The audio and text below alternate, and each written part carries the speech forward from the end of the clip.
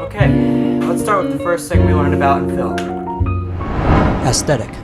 Aesthetic is, well, hard to explain. It really has to do with a number of things including lighting, cinematography, and music.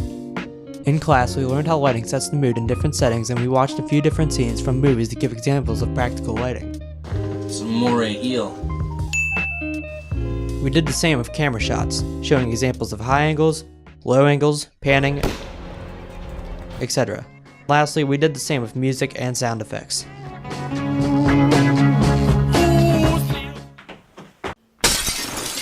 And learn how music conveys emotion if used correctly in a film. I'm sorry.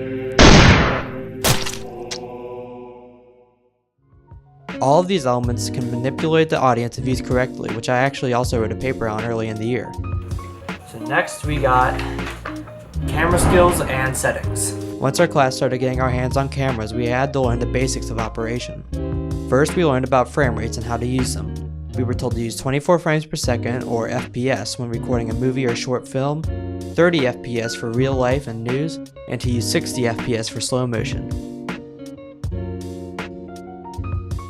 We also learned about formatting, and to record 1920 by 1080 and 1080p. We also learned about white balance and how to use it automatically, also known as auto white balance or ATW. White balance helps keep the color in the shots consistent and natural looking, and it's a key part to recording any video.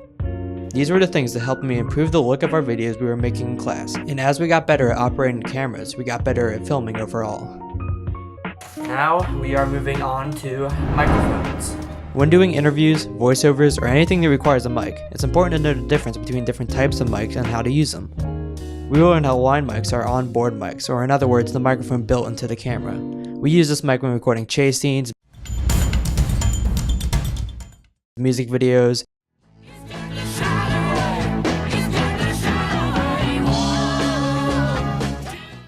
but we use level mics or microphones that you actually connect to the camera to get better audio quality for videos like interviews, news segments, and voiceovers. These mics are connected via an XLR cable that plugs directly into the camera. There are also things called lav mics that are used in news and interviews to have a hidden mic on the speaker's collar. Lastly, we have shotgun mics. These are the mics that go right on top of the camera with a short cable. They are used to record short films or other scenes that have a lot of moving around and need good audio quality. Now we have editing. So there are a million things I can go on when talking about editing, but I'm just going to go over some basic tips I learned this year that have made the videos I produce much higher quality. So to start, I use Adobe Premiere Pro to edit all my videos. In my opinion, it's the best editing software out there that I can use with ease.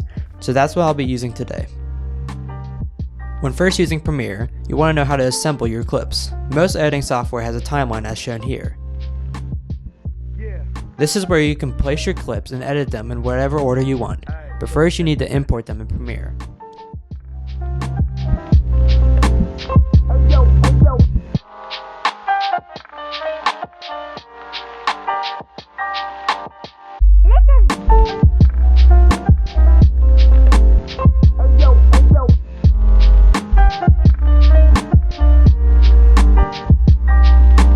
Listen to the end.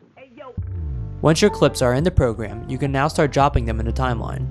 In the timeline, you can add a ton of effects as shown here.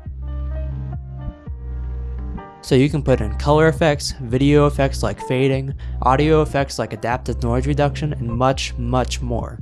But I'll get you started for now. The rest is something you figure out on your own while making videos and watching more tutorials. And last but not least, we have news and broadcasting. In class, we spent a few weeks learning about live news and broadcasting, news segments, and news ethics. At Highlands, we have an afternoon news show that covers school events, lunch, birthdays, and some world events. We spent a few weeks in the studio practicing recording live announcements if we wanted to go into news for sophomore year.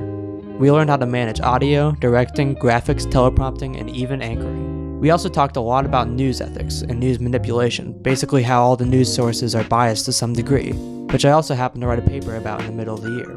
We also made some news segments and interviews to experience what it's like to be in news.